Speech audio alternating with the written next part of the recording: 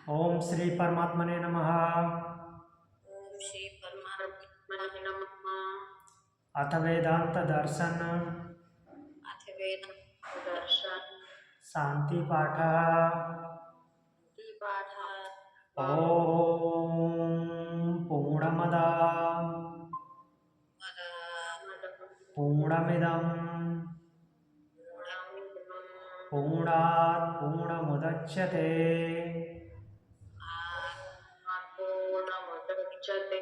पूर्णस्य पूर्णमादाय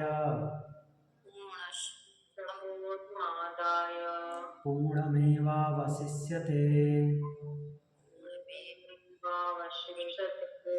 ओम शांति शांति शांति। शांति शांति।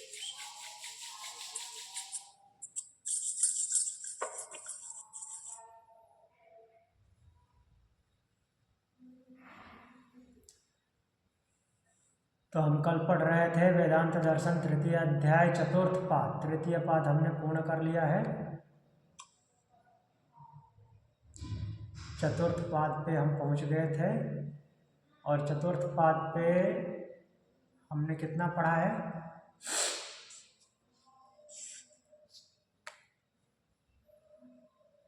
चतुर्थ पाद में कितने सूत्र पढ़े थे?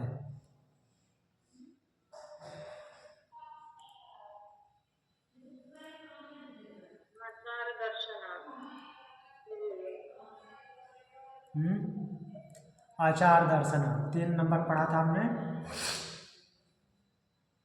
तो इसमें हमने क्या शुरू किया था? एक्चुअली ये जो पाद है ये मुक्ति का उपदेश कर रहा है, अर्थात मोक्ष कैसे मिला है ये उपदेश कर रहा है ना।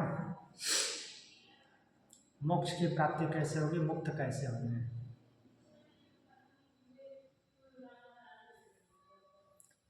पुरुषार्थ सिद्धि। तो पहला मंत्र हमने, पहला सूत्र हमने देखा था, पुरुषार्थो अत शब्दादिति बादरायण। बादरायण बोलते हैं पुरुषार्थ की सिद्धि इससे, किससे? ब्रह्म ज्ञान से होती है। शब्दात, शब्द ऐसा बोलते हैं, शब्द मतलब श्रुतियाँ। और उसका हमने एग्जाम्पल भी देखा था अलग अलग जगहों पे। तरति शोकमात्मवित्त विद तथा विद्वान नाम रूपाद विमुक्ता परात् परम पुरुषमुपैति दिव्यम ब्रह्मविद आपनोति परम ज्ञात्वा देवम उच्यते सर्वपासे। ये सब एग्जाम्पल हैं। तो हम और भी सूत्र, दूसरा सूत्र देखा था, शेषत्वात् पुरुषार्थवादो यथान्येन जैमिनी। जैमिनी बोलते हैं, जैमिनी के बोलने का मतलब पूर्व मीमांसा में ऐसा है। शेषत्वात् पुरुषार्थवादो यथान्येन जैमिनी। जैमिनी का कहना है कि अगर शेषत्वात् कर्म का अंग होने के कारण, शेषत्वात् मीन्स शेष है, मीन्स ज्ञान पे बल दिया गया है ना। ब्रह्म विद्या अर्थात वेदांत दर्शन में ज्ञान पे बल दिया गया है। ऐसा वहाँ पे भी नहीं माना गया है कि कर्म नहीं रहेगा, लेकिन ज्ञान की ज़्यादा बातें की गई है। कर्म और ज्ञान दोनों जगह साथ साथ हैं, लेकिन ज्ञान पे ज़्यादा बल है। लेकिन यहाँ पे क्या बता रहे हैं? शेषत्वात्, ज्ञान जो है कर्म का शेष है, ऐसा कहने का भाव है उनका। मीन्स कर्म प्रधान है, ज्ञान बाद में है, बाद में आता है, पीछे है उससे। तो इनका कहना है कि जो ब्रह्म विद्या में ज्ञान की बातें कर करके और मुक्ति की बात की गई है, वो अर्थवाद है। अर्थवाद है मतलब वास्तविकता नहीं है। मुक्ति तो कर्म से ही मिलेगी, ज्ञान से मुक्ति नहीं मिलती, अर्थात ज्ञान प्रधान नहीं होगा। उनका भाव ये है जैमिनी का, कर्म प्रधान होगा, ज्ञान तो उसके पीछे पीछे चलता है। तो ब्रह्म विद्या में उसको अर्थवाद बोल रहे हैं कि ये अर्थवाद है, अर्थात वो कहने के लिए है, दिखावा है कि ज्ञान से मुक्ति मिल रही है। ये दिखावा, उसको दिखावा के रूप में बोल रहे हैं कि अर्थवाद बोले तो मीन्स शब्दों की व्याख्या करने में उसको ऐसे चढ़ा बढ़ा के बोला गया है। कहने का तात्पर्य ये है।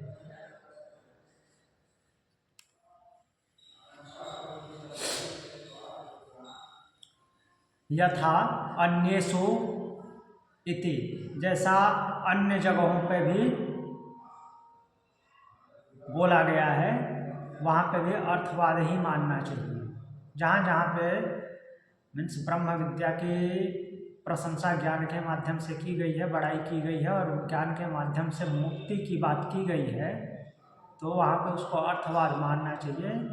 अर्थात उसकी प्रशंसा में ऐसा बोला गया है। इति ऐसा ही है, जैमिनी कहते हैं। आचार दर्शनात्, आचार दर्शनात् मीन्स आचरण के दर्शन में भी आचरण में भी ऐसा ही दिखाई देता है। आचरण में ऐसा ही दिखाई देता है। अर्थ लिखा है, श्रेष्ठ पुरुषों का आचार देखने में भी यही सिद्ध होता है। इसके लिए हमने एग्जाम्पल भी देखा इसमें।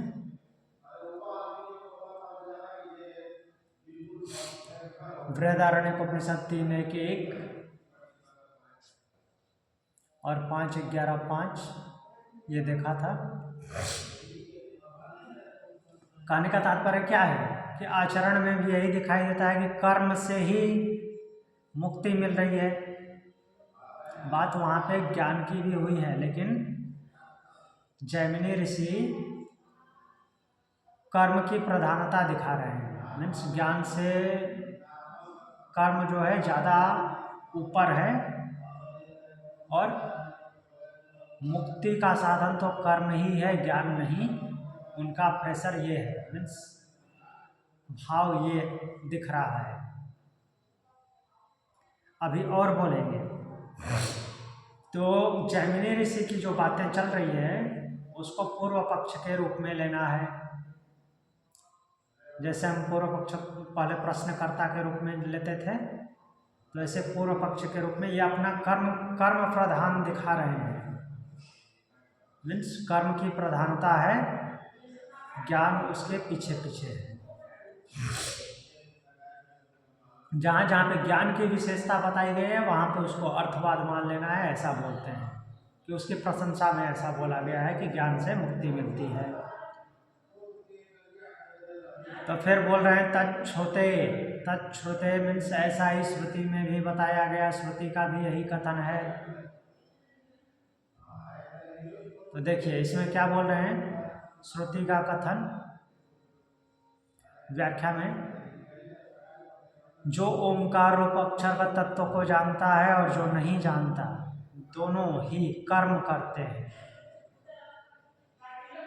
परंतु जो कर्म विद्या श्रद्धा और योग से युक्त होकर किया जाता है वह प्रबलतर है। विद्या श्रद्धा सब कुछ जोड़े हैं, लेकिन कर्म की प्रधानता दिखा रहे हैं। जो कर्म, पहले तो बोल रहे हैं कि ओंकार अक्षर को तत्व से जानता है और जो नहीं जानता वे दोनों ही कर्म करते हैं। ठीक है, कर्म करते हैं, परंतु जो कर्म विद्या श्रद्धा और योग से युक्त होकर किया जाता है वो प्रबलतर है। कर्म प्रबलतर है, यही बात कर रहे हैं। उसमें से और कोई प्रबलतर है कि नहीं वो अलग बात है। छांदोग्य उपनिषद 1:1-10 को कोट कर रहे हैं। तो इस प्रकार श्रुतियों में विद्या को कर्म का अंग बतलाया है, ऐसा उनका मानना है, जैमिनी ऋषि का।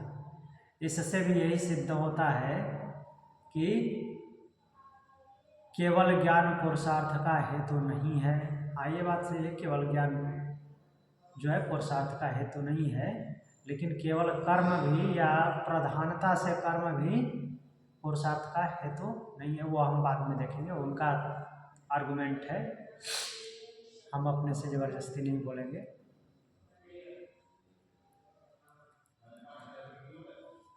फिर बोलते हैं और दृढ़ करते हुए, समन्वारंभणात्, समन्वारंभणात् अर्थात विद्या और कर्म, विद्या और कर्म बोले तो ज्ञान और कर्म, समन्वारंभणात्,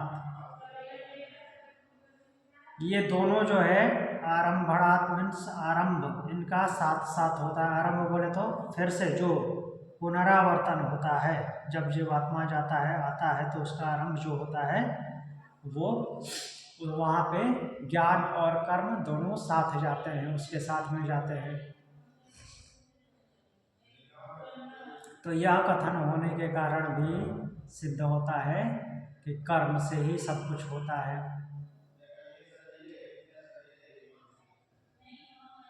तो जबकि सूत्र में ऐसा कहीं इस सूत्र में नहीं मिलता कि कर्म की विशेषता बता रहे हैं, बट ऊपर से चला आ रहा है, उसके माध्यम से हम ये बोल सकते हैं कि वो यही बोलना चाह रहे हैं कि केवल ज्ञान नहीं जा रहा है, कर्म उसमें प्रधान है, ज्ञान और कर्म दोनों जीवात्मा के साथ जाते हैं। कहने का तात्पर्य क्या है, जो जीवात्मा कर्म करता है, कार्मिक अकाउंट बनाता है,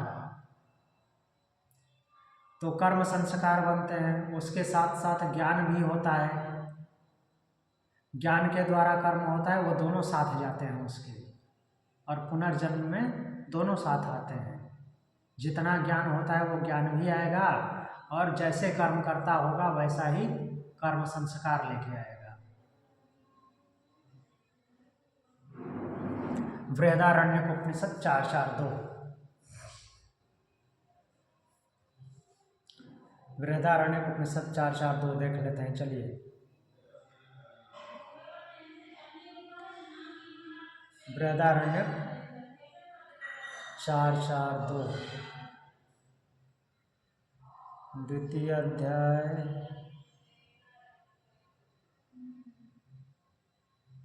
तृतीय अध्याय चतुर्थ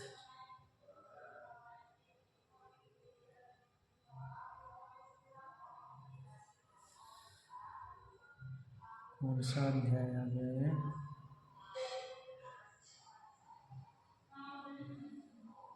तृतीय नवम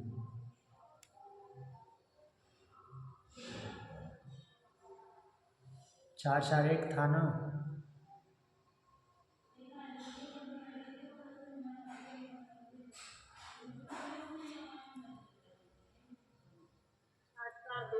चार चार दो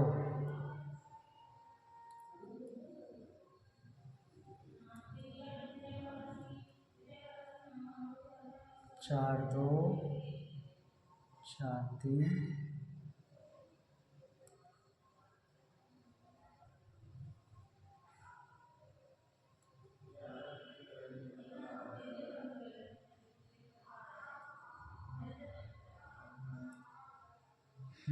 4:4-2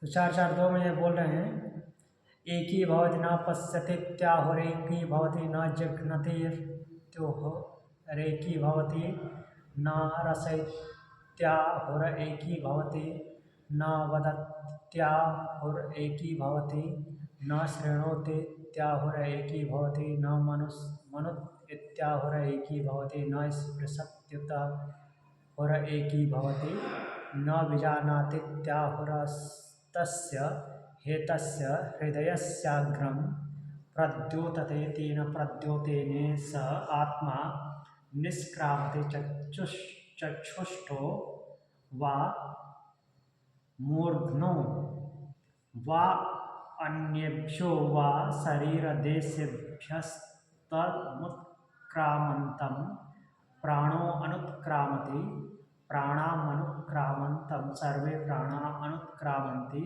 सविज्ञाने भवति, सविज्ञानमेवान्वक्रामति, तं विद्याकर्मणि समन्वारभेते पूर्व प्रज्ञा च। क्या बोल रहे हैं कि जब नेत्र इंद्रिय आत्मा से एक रूप हो जाती है, अर्थात आत्मा में ही समाहित हो जाती है और पृथक रूप से काम नहीं करती। भाव समझिए, ऐसा हमने दूसरी जगह इजी वे में पढ़ा है, प्रश्न उपनिषद में भी ऐसा ही है। कहने का तात्पर्य क्या है कि जब इंद्रियां मन में समाहित हो जाती है और मन इंद्रियों के साथ कहाँ पे, सुषुप्ति में चला जाता है, तो उसी को बोल रहे हैं उनका पृथक अस्तित्व नहीं बचता है और वो आत्मा के साथ हो लेती हैं। उसी प्रकार से बाकी इंद्रियों के बारे में भी दिया है।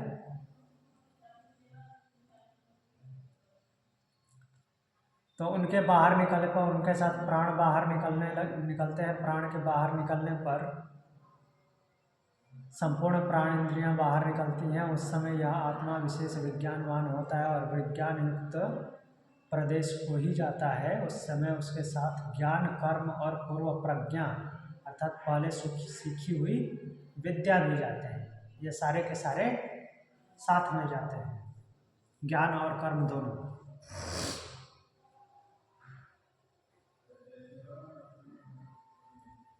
तो ये प्रमाण के रूप में दे रहे हैं कि ज्ञान और कर्म दोनों जाते हैं।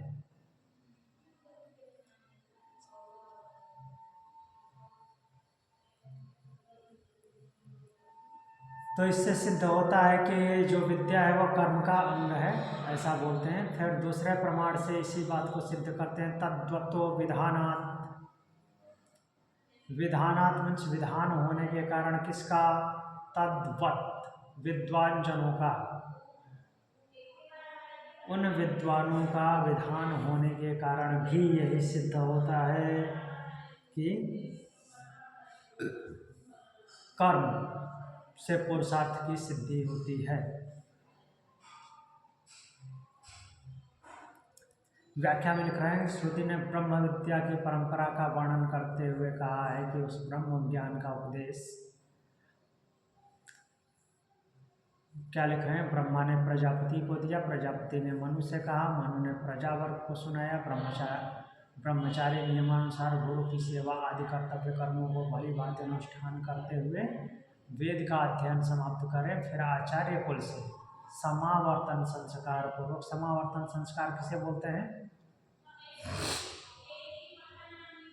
कन्वोकेशन, दीक्षांत समारोह, समावर्तन संस्कार पूर्वक स्नातक बनकर लौटे और कुटुंब में रहते हुए पवित्र स्थान में स्वाध्याय करते रहे।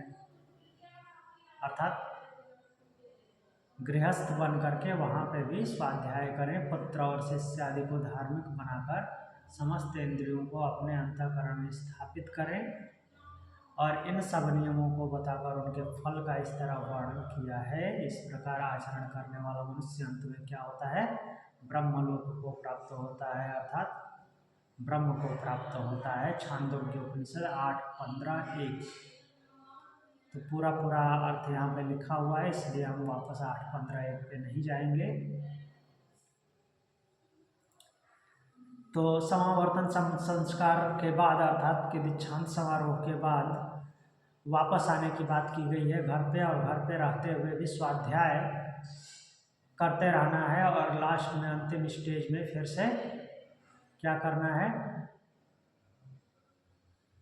सबको पुत्र शिष्य आदि को धार्मिक बनाकर समस्त इंद्रियों को अपने अंतःकरण में स्थापित करें, अर्थात अपने आप में स्थित होकर के उपासना करते रहें और इस प्रकार से वह ब्रह्मलोक को प्राप्त हो जाता है, अर्थात ब्रह्म को प्राप्त होता है।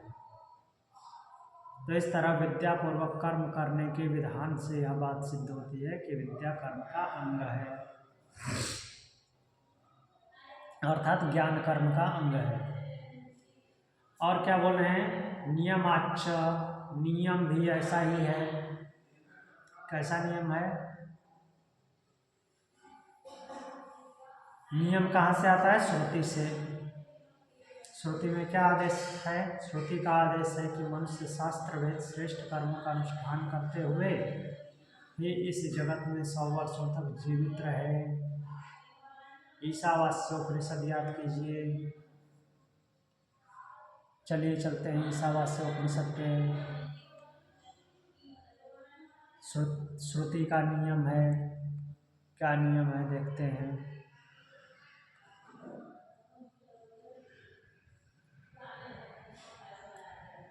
ईशावास्योपनिषद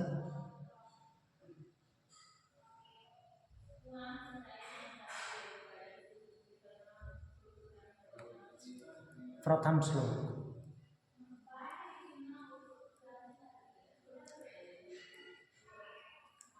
ओम ईशावास्यमिदं सर्वं यत्किंच जगत्यां जगत्तेन त्यक्तेन भुञ्जीथामागृधा कस्य शुद्धनम्। ओम ईशावास्यमिदं सर्वं, सब कुछ ईश से व्याप्त है। यत्किंच जगत्यां जगत, जो कुछ भी जगत में जगत है, अर्थात गतिशील में भी गतिशील है। ब्रह्मांड पूरा जगत गतिशील है, उसमें भी जो भी गति करने वाले हैं उन सब में कौन है? ईश है। सब कुछ ईश से व्याप्त है, पूरा ब्रह्मांड भी ईश से व्याप्त है और इस ब्रह्मांड के में भी जो गति करने वाले हैं वो ईश से व्याप्त हैं, अर्थात उन सब में ईश है। जगत, जगत क्यों बोलते हैं संसार को? जो गति करता हो वो जगत है। तो लिविंग बीइंग भी गति करते हैं, नॉन लिविंग बीइंग भी गति करते हैं, हमको दिखाई नहीं देता, हमको समझ नहीं आता, बहुत सूक्ष्म गति होती है। और बड़े लेवल पे देखें तो ब्रह्मांड की गति को देख लीजिए, पृथ्वी भी घूमती है, चंद्रमा भी घूमता है, सूर्य भी घूमता है, यहाँ तक कि गैलेक्सी भी घूमती है, पूरे ब्रह्मांड में सभी घूमते हैं, सबकी गति है। तेन त्यक्तेन भुञ्जीथामागृधा कस्य शुद्धनम्, जो कुछ भी आपको प्राप्त हुआ है उनको त्याग पूर्वक भोग करो। माँ गृधा, लोभ मत करो। कस्य शुद्धनम, धन किसका है? अर्थात धन किसी का नहीं है। क्यों? क्योंकि ईश से व्याप्त है सब कुछ, तो धन किसका होगा? ईश का है। तो लोभ मत करो कि मेरा है मेरा है। जो भी प्राप्त हुआ है आपको आपके पुरुषार्थ से उसका त्याग पूर्वक भोग करो। ठीक? क्योंकि किसी का होता तो उसी का हो जाता। एक राजा के बाद दूसरा राजा क्यों बनता? उसी राजा का हो जाता। वही जमीन दूसरे राजा की होती है और यह भी नहीं है कि उसका वो वंशज होता है। हाँ, 2-4 पीढ़ी उसका वंश चलता है, फिर बाद में कोई और वंश होता है, फिर कोई और परंपरा चलती है। फिर दूसरा मंत्र क्या है? उसी की कंटिन्यूटी है। पूर्वन्नी है, पूर्वन्ने वे है कर्माणि जीजीवे क्षतसमा एवं तयि नान्यथेतो अस्ति न कर्म लिप्यते नरे। पूर्वन्ने वे है कर्माणि जीजीवे क्षतसमा, इस प्रकार से कर्म करते हुए 100 वर्षों तक जीने की इच्छा करनी चाहिए।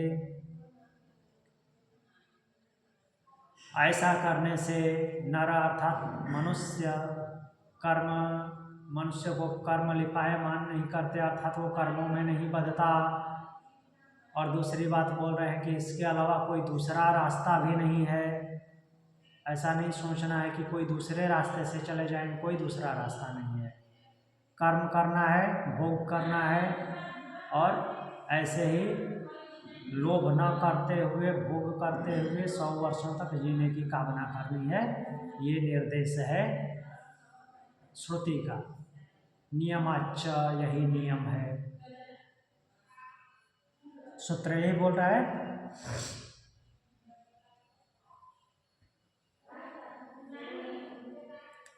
तो यहाँ पे ईशावास्य में सूत्र बहुत कुछ बोलता है। देखिए क्या बोल रहे हैं। अगला सूत्र, असुर्या नाम ते लोकान्धेन तमसावृता। अगर जो लोग दूसरा उपाय के बारे में सोचेंगे तो वो कैसे लोग हैं? आसुरी प्रवृत्ति के लोग हैं। कोई दूसरा उपाय नहीं सोचना है। दूसरा उपाय सोचेंगे तो असुर्या नाम ते लोका अंधेन तमसावृता। ऐसे आसुरी लोग अंधेन तमसावृता, अंधकार, घोर अंधकार में गिरेंगे, कहीं मुक्ति नहीं मिलने वाली है। तास्ते प्रत्याभिगच्छन्ति ये ते चात्महनो जना। और क्या बोल रहे हैं? तास्ते प्रत्याभिगच्छन्ति, और वे मर करके अभिगच्छन्ति, बार बार वापस आते हैं। ये के चाप आत्महनो जना, ऐसे लोग जो होते हैं वो क्या कहलाते हैं? आत्महंता कहलाते हैं। अपने आप की हत्या करने वाले, वो अपने आप की हत्या करने वाले होते हैं।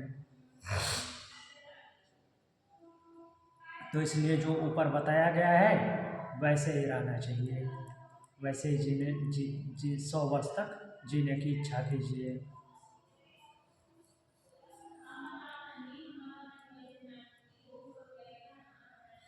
और देखेंगे इसमें बाद में, अभी आएंगे फिर। तो चलते हैं सूत्र पे। नियमाच, तो नियम हमने देख लिया। क्या नियम है?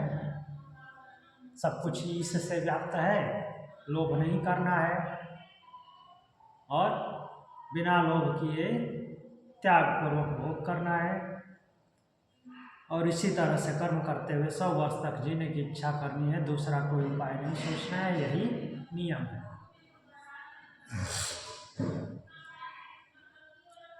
तो बोल रहे हैं कि संबंध बोल रहे हैं आगे कि इस प्रकार जैमिनी के मत का वर्णन करके सूत्रकार अपने सिद्धांत को सिद्ध करने के लिए उत्तर देते हैं। सूत्रकार कौन है? बादरायण व्यास जी।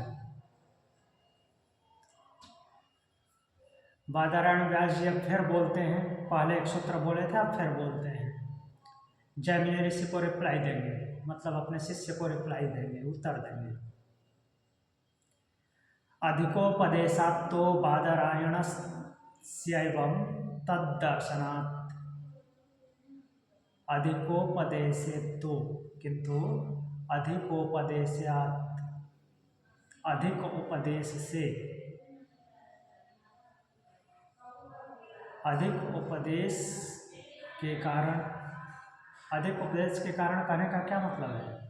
श्रुति में कर्म की अपेक्षा ज्ञान का अधिक उपदेश किया गया है, ये बोल रहे हैं। हाँ, कर्म का उपदेश है, लेकिन कर्म से अधिक ज्ञान का उपदेश है। बादरायणस्य, बादरायण कहते हैं, तो बादरायण का मत है, बादरायण का कहना है श्रुति में अधिक उपदेश है। किसका? ज्ञान का, कर्म की अपेक्षा। एवं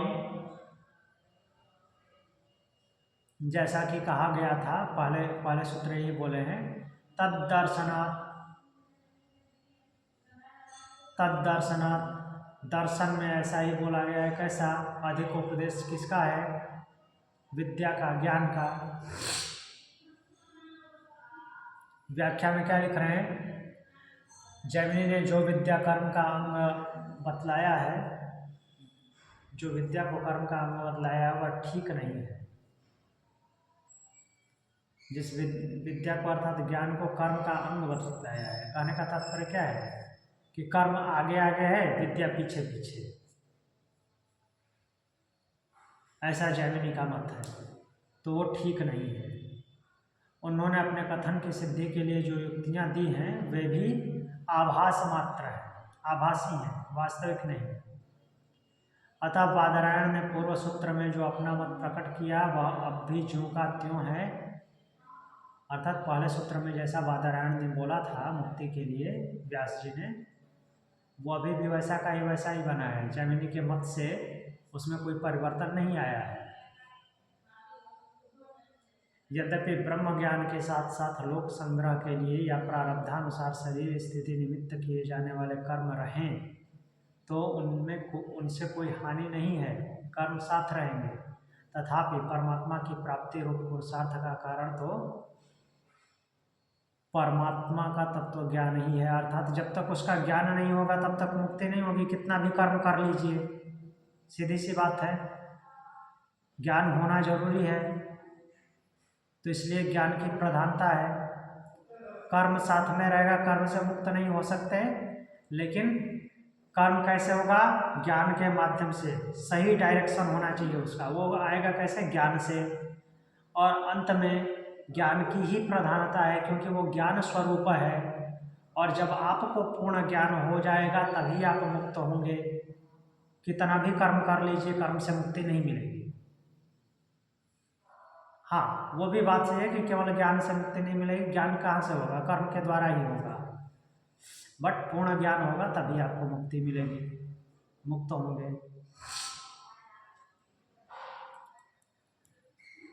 तो यहाँ पे बोल रहे हैं कि परमात्मा की प्राप्ति रूप पुरुषार्थ का कारण तो एकमात्र परमात्मा का तत्व ज्ञान ही है। इसके सिवा न तो कर्म ज्ञान का समुच्चय परम पुरुषार्थ का साधन है और न केवल कर्म ही, अर्थात तो दोनों है, दोनों साथ साथ चलेंगे।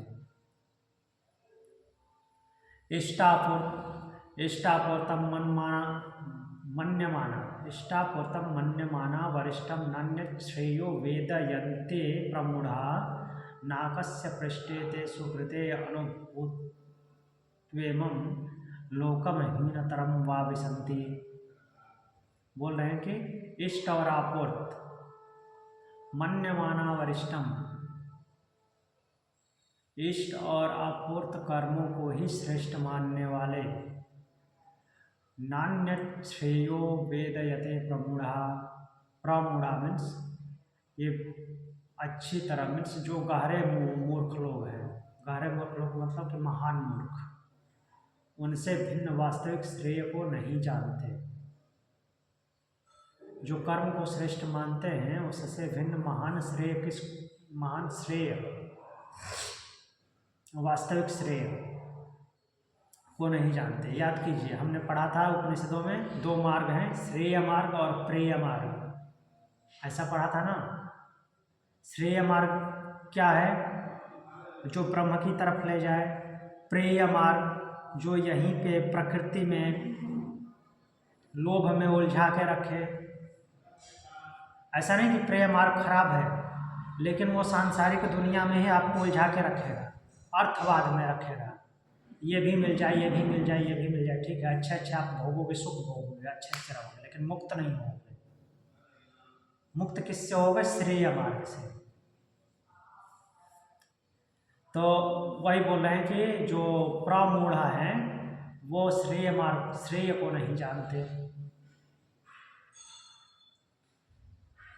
वे शुभ कर्मों के फल रूप स्वर्गलोक के उच्चतम स्थान में वहाँ के भोगों का अनुभव करके इस मनुष्य लोक में या इससे भी अत्यंत नीचे के लोक में गिरते हैं। नाकस्य पृष्ठे ते सुकृते अनुभूत्वमेवं लोकम हीनतरम वा विसन्ति।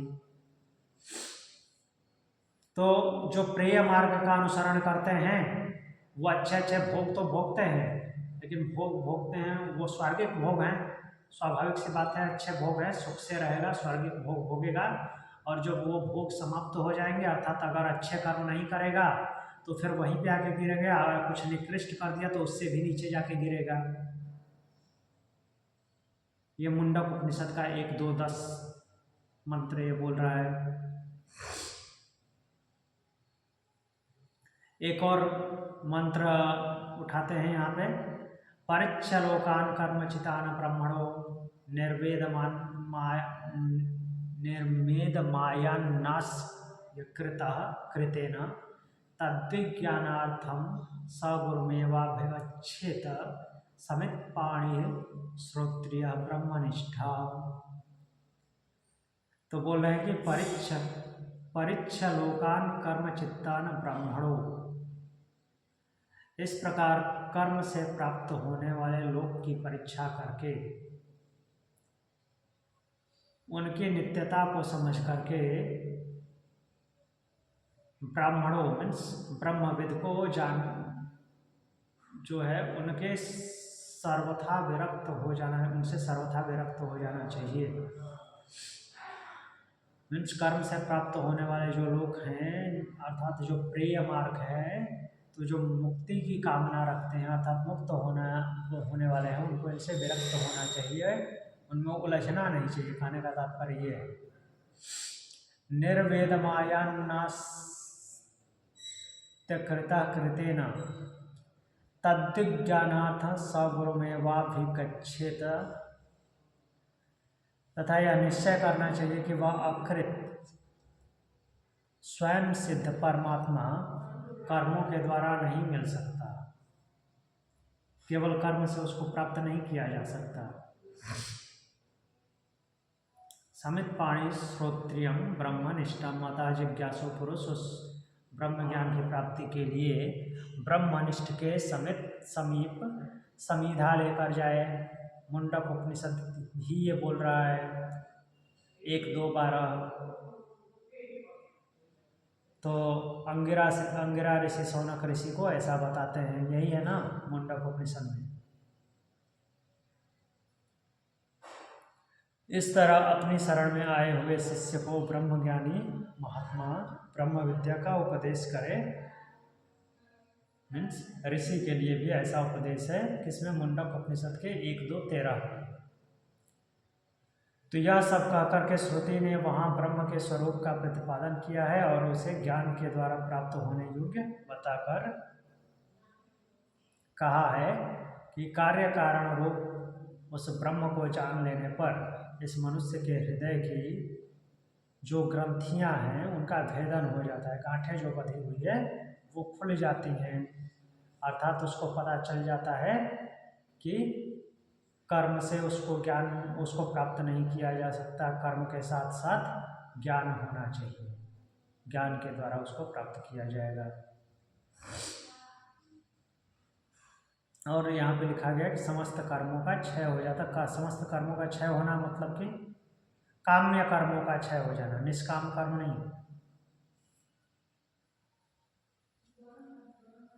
मुंडक उपनिषद 2-2-8।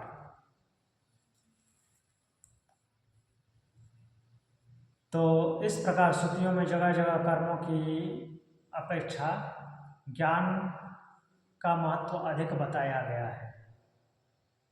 तो इससे ब्रह्म विद्या कर्मों का अंग नहीं है, ज्ञान का अंग है। कर्म है साथ में लेकिन ज्ञान प्रधान है, क्योंकि ज्ञान से ही मुक्ति बताई गई है। ज्ञान श्रेय मार्ग है और कर्म प्रेय मार्ग है, और दोनों अलग अलग नहीं रहेंगे, दोनों साथ में रहेंगे। बट ज्ञान की प्रधानता रहेगी वो श्रेय मार्ग है, जहाँ कर्म की प्रधानता हो जाएगी वो प्रिय मार्ग है, वो मुक्ति नहीं दिला सकता। समझने का इस तरह से समझना है, ज्ञान और कर्म दोनों साथ साथ चलेंगे, लेकिन जहाँ जब भी कर्म की प्रधानता होगी आप अच्छे भोग तो भोगेंगे, लेकिन वो क्या है, प्रिय मार्ग है, यहीं पे पड़े रहेंगे, मुक्त नहीं होंगे। और ज्ञान की प्रधानता होगी तो श्रेय मार्ग बन जाएगा, और कर्म करते हुए ज्ञान की प्रधानता के साथ आप ब्रह्म ज्ञान तक अर्थात ज्ञान की पराकाष्ठा तक पहुंच जाएंगे, और ज्ञान की पराकाष्ठा तक पहुंचेंगे तो आप मुक्त हो जाएंगे। भगवान जो बताते हैं जैसे निष्काम कर्म जो है, अगर व्यक्ति निष्काम कर्म कर रहा है जिसका वर्णन भगवान स्थित प्रज्ञ करते हैं, जी ऐसे व्यक्ति में क्या प्रधान है, ज्ञान प्रधान है कि कर्म प्रधान है? नहीं, सेम चीज है। ज्ञान प्रधान है कर्म के साथ में, मीन्स कर्म के माध्यम से ही सब कुछ होगा, कर्मों से ही सब कुछ होगा। तो हाँ, दोनों ज्ञान। एक दूसरे में तो हो ही नहीं सकते, ये तो मतलब हाँ अंडरस्टूड है। जी। लेकिन जैसे ऋषि बादरायण कहते हैं ना कि ज्ञान प्रधान है, हालांकि ज्ञान अकेला भी कुछ नहीं कर सकता, कर्म का होना जी जरूरी है। लेकिन भगवान गीता जब हम पढ़ते हैं तो कहीं भी भगवान किसी को प्रधान नहीं रखते, क्योंकि अर्जुन भी पूछते हैं ना कि आपके भक्तों में से कौन से आपको प्रिय है, या अगर ये हाँ कर्म जी, वो सही है सेपरेट सेपरेट करके पूछना चाहते हैं, तो भगवान सेपरेट नहीं करते। क्यों? तो मुझे कर्मों में डाल रहे हैं हाँ, तो वहाँ पे कर्म निष्काम कर्म की बात की गई है। वहाँ पे निष्काम कर्म की बात करने से ही खुद ही ज्ञान की प्रधानता सिद्ध हो जाती है। कर्म की अवहेलना नहीं की गई है। कर्म ही रहेगा, सब कुछ कर्म से ही होगा। लेकिन कर्म कैसा हो जा रहा है? निष्काम, कामनाओं के बिना। मेन यहाँ पे द्वंद्व है कामनाओं से, डिजायर। व्यक्ति निष्काम कर्म कर रहा है, जब वो अकर्ता है हाँ, तब फिर वो ज्ञान प्रधान है। ज्ञान प्रधान है। जैसे भगवान राम की जीवन देखो या भगवान कृष्ण की जीवन देखो, तो इनके जीवन में ये लोग सब कर्म करते हैं, लेकिन क्योंकि इनको कुछ फल का ये नहीं है, इसीलिए इनको मतलब ज्ञान प्रधान वाला आएगा फिर वहां पर। हाँ जी, जैसे ही शब्द निष्काम आता है, निष्काम अर्थात कामनाएं नहीं हो, कामनाएं नहीं हो गई, समाप्त हो गई, डिजायरलेस हो गए। डिजायरलेस कैसे होंगे? जब ज्ञान होगा। ज्ञान नहीं होगा तो निष्काम नहीं होंगे। ज्ञान होगा अर्थात ज्ञान प्रधान हुआ, तो वो कर्म जो है, कर्म उससे मुक्त नहीं हुए। जो कर्म कर रहे थे, वो कर्म ज्ञान की प्रधानता से होने से वो कर्म निष्काम हो गया, अर्थात डिजायरलेस कर्म हो गया। कहने का तात्पर्य ये है, यहाँ पे कर्म और ज्ञान का सीधे सीधे द्वंद्व नहीं है। ज्ञान के आने से कर्म क्या हो जा रहा है, समझने वाली बात यह है। ज्ञान के आने से अर्थात ज्ञान की प्रबलता होने से कर्म कामनाओं से रहित हो जा रहा है। अब जब ज्ञान डाउन होगा अर्थात ज्ञान की न्यूनता होगी, तो कर्म कामनाओं से भर जाएगा, कामनाओं की प्रधानता हो जाएगी उसमें। कर्म तो कर्म ही है, लेकिन जब ज्ञान की प्रधानता हो रही है तो कामनाएं समाप्त हो जाती हैं, और ज्ञान न्यून होता है, ज्ञान कम होता है, ज्ञान नहीं के बराबर होता है, तो डिजायर, इच्छाएं बढ़ जाती हैं, कामनाएं बढ़ जाती हैं उसमें। भगवान गीता में जो कहते हैं कि जिसका रजोगुण शांत हो गया है, हाँ, तो कहने का मतलब ये नहीं कि उसने काम करना छोड़ दिया, नहीं, लेकिन कामनाएं शांत हो गई। रजोगुण शांत होने का मतलब कामनाएं शांत हो गई। मतलब वो सतों के नियंत्रण में आ गया उसका रजोगुण। जी,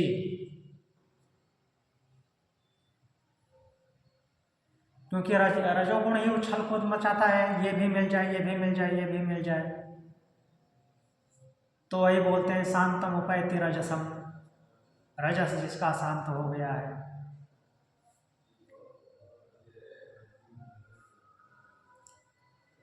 क्लियर हुआ?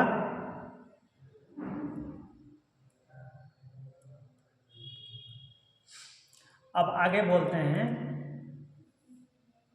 श्रेष्ठ पुरुषों का आचार देखने से जो विद्या को कर्म का अंग बताया गया था उसका उत्तर देते हैं। अर्थात यहाँ संबंध में जो बोल रहे हैं कि विद्या को कर्म का अंग, कहने का भाव समझिए क्या बोलना चाह रहे हैं। कर्म का अंग मतलब कि कर्म आगे आगे, विद्या उसके पीछे पीछे, अर्थात विद्या डाउन। तो उस पर बोल रहे हैं तुल्यम तो दर्शनम, दर्शनम अर्थात श्रुति दर्शन, तो तुल्यम समान है।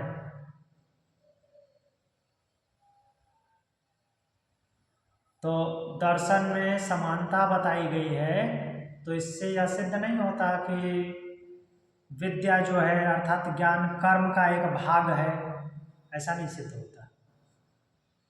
मीन्स कर्म से नीचे है, उसका एक छोटा सा भाग है, ऐसा नहीं है। तो व्याख्या बोल रहे हैं आचार से यह सिद्ध नहीं होता कि विद्या कर्म का अंग है, क्योंकि श्रुति में दोनों प्रकार का आचार देखा जाता है। एक और ज्ञान निष्ठ जनक आदि गृहस्थ महापुरुष अर्थात जनक जी जो हैं वो ज्ञानी हैं, कर्म भी कर रहे हैं, लेकिन वो प्रकांड विद्वान हैं। तो लोक संग्रह के लिए यज्ञ या याग आदि कर्म करते देखे जाते हैं। कर्म कर रहे हैं, यज्ञ कर रहे हैं अर्थात लोक कल्याणकारी कर्म है। तो दूसरी ओर केवल भिक्षा से निर्वाह करने वाले विरक्त सन्यासी महात्मा लोक संग्रह करने के लिए समस्त कर्मों का त्याग करके ज्ञान निष्ठ हो केवल ब्रह्मचिंतन में रत रहते हैं, ऐसा भी देखा गया है। इस प्रकार आचार तो दोनों ही तरह से उपलब्ध होते हैं, अर्थात आचरण दोनों ही तरफ से उपलब्ध होते हैं। बहुत ज़्यादा कर्म करके भी ज्ञान के साथ में, और ज्ञान की प्रधानता के साथ कम कर्म करके भी। कर्म का कहीं बिल्कुल से ह्रास नहीं है और न ही ज्ञान का ह्रास हो रहा है। तो कुल मिला के क्या है कि ब्रह्म प्राप्ति के मार्ग में ज्ञान की प्रबलता है और वो कर्म पे अलग अलग तरीके से प्रभावी हो रही है। इससे कर्म की प्रधानता नहीं सिद्ध होती है। जिसको वास्तव में ज्ञान प्राप्त हो गया है उसको न तो कर्म करने से कोई प्रयोजन है और न उसके त्याग से ही। अर्थात जो ज्ञानी हो गया है, जिसको ज्ञान प्राप्त हो गया, ज्ञान की पराकाष्ठा में पहुंच गया, अर्थात कहने का तात्पर्य क्या है कि जो जीवन मुक्त अवस्था में पहुंच गया है उसको ज्ञान कर्म के द्वंद्वों में उलझने की कोई ज़रूरत ही नहीं है। उसको कोई फर्क नहीं पड़ता, क्योंकि वो कोई सकाम कर्म करता ही नहीं, कामनाओं वाला कर्म नहीं करता। उसके सारे कर्म निष्काम होते हैं, कोई उद्देश्य नहीं होता। वही लिख रहे हैं कि उनको न तो कर्म करने का कोई प्रयोजन होता है, न उसके त्याग करने का ही, न उसके ग्रहण करने से कोई लेना देना है, न ही त्याग करने से लेना देना है। उसको कुछ भी न तो ग्रहण करना है और न ही त्याग करना है, बिल्कुल सम अवस्था में है। भगवद गीता 3:17 देखते हैं। भगवद गीता 3:17 चलिए।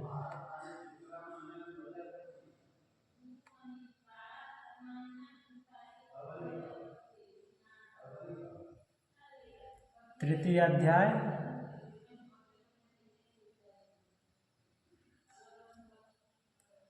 17वां श्लोक, चतुर्थ अध्याय में।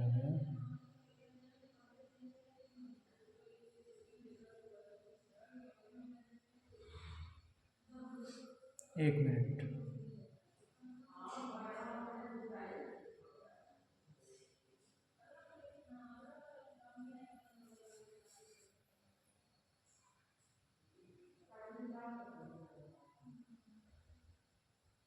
तो देखिए यहाँ 17वें श्लोक में क्या बोल रहे हैं। यस्त्वात्मरतिरेव स्यादात्मतृप्तस्य मानवः आत्मन्येव च संतुष्टः तस्य कार्यं न विद्यते। ये है ना।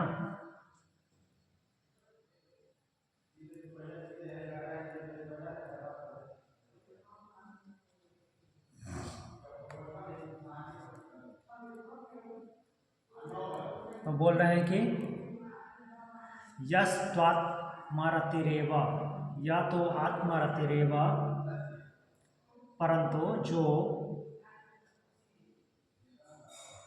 स्यादात्मतृप्तस्य मानवः, जो मनुष्य आत्मरति एवं आत्म में ही रति अर्थात रमण करने वाले हैं, अपने आप में रमण करने वाला अर्थात अपने आप में ही संतुष्ट है, किसी से कोई लेना देना नहीं। च आत्मतृप्तश्च आत्मनि, और अपने आप से अपने आप में तृप्त है, आत्मतृप्त अपने आप में तृप्त, च आत्मनि एव संतुष्ट अपने आप में संतुष्ट। कौन क्या कर रहा है, कौन क्या नहीं कर रहा है, किसी से कुछ मतलब नहीं। ऐसा अगर हो तस्य कार्यम न विद्यते, उसके लिए कोई कर्तव्य नहीं होता, अर्थात वो कोई सकाम कर्म नहीं करता।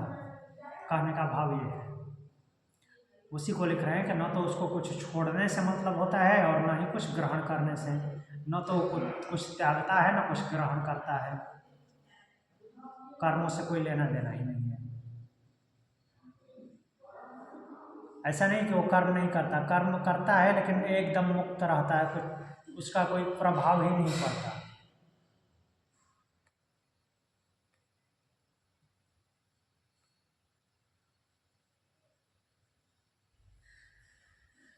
तो वापस चलते हैं यहाँ पे, क्या बोल रहे हैं? अतएव प्रारब्ध तथा ईश्वर के विधानानुसार उसका आचरण दोनों प्रकार का ही होता है। इसके सिवा श्रुति में यह भी कहा गया है, पूर्व के विद्वानों ने अग्निहोत्र आदि कर्मों का अनुष्ठान नहीं किया। कौशितकी उपनिषद 2:5 से ये ले रहे हैं।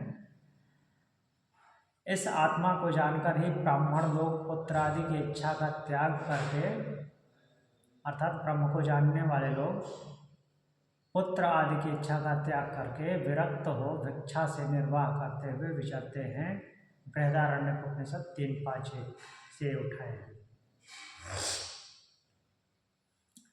तो यहाँ पे भिक्षा वृत्ति दिया हुआ है, तो इसका मतलब ये नहीं समझना है कि सब कुछ छोड़ छाड़ करके और मीन्स कुछ चाहिए नहीं इस प्रकार सोच करके भिक्षा मांग करके खाते हैं, तो वो बात नहीं है। ये जो है संन्यास अवस्था की बात कर रहे हैं यहाँ पे।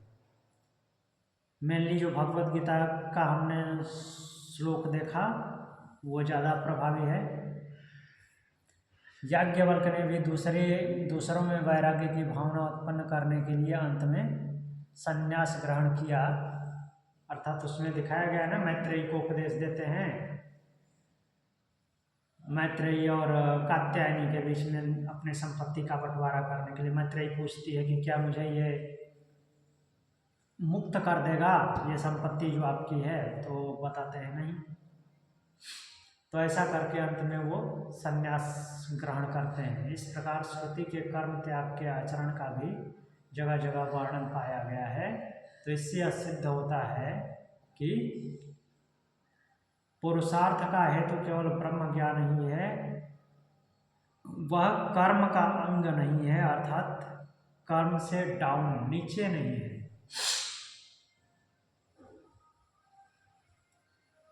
तो आज की कक्षा यहीं पर रोकते हैं। अभी इसी की कंटिन्यूटी है, अभी पूर्ण नहीं हुआ है। 14वें सूत्र तक इसकी कंटिन्यूटी रहेगी, बट आज 9वें सूत्र तक ही रुकते हैं। 10वां सूत्र कल देखेंगे। तो आज के लिए इतना ही।